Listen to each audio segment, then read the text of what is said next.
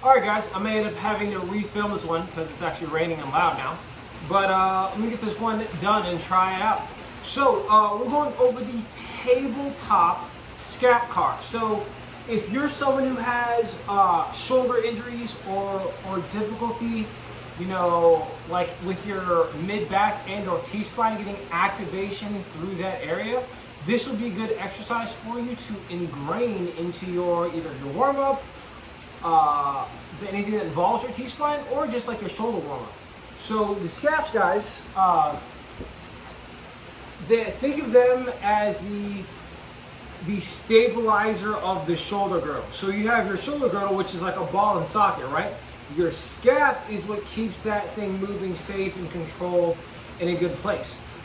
They also, depending on where they are, can influence the mobility of your T-spine, because as they depress and subtract and they come this way, your T-spine then extends, and inversely, if they protract and depress and or elevate, your T-spine then has to round. So we're going to go over how to do Scap CARs today, or my variation of it. So we'll start here. You're going to keep your cervical spine or your neck very still, as well as your low back. So no low back movement should be happening. We should be strictly focusing on your T-spine and your shoulder area. So I'm here. I'm going to bring my shoulder blades down and back. I'm going to shrug up, push the floor away, and then bring my shoulder blades down and back again. And I just repeat the process.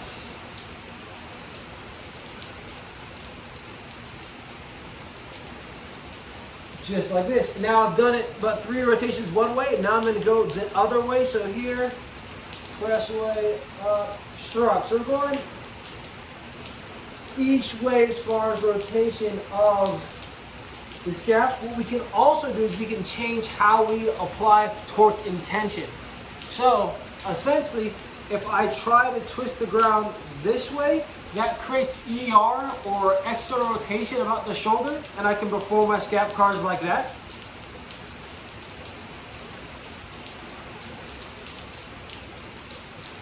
Or I can focus on internal rotation, which is how I twist my hands inwards like this.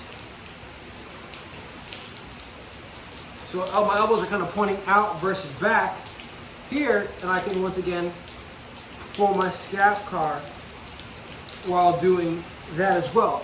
The ability for you to apply internal and or external rotation torque on your shoulders and your shoulder blades is really important, especially if you're an avid compound lifter. So if you bench, if you deadlift, if you do some barbell back squats, being able to properly align and supply torque into the shoulder blades and impact the spine, really important. I suggest you work on it. But yeah guys, if you like this video, go ahead and give me that thumbs up. If you have a question about how to properly do the Scap CAR, rep sets, anything of that nature, leave that in the comments.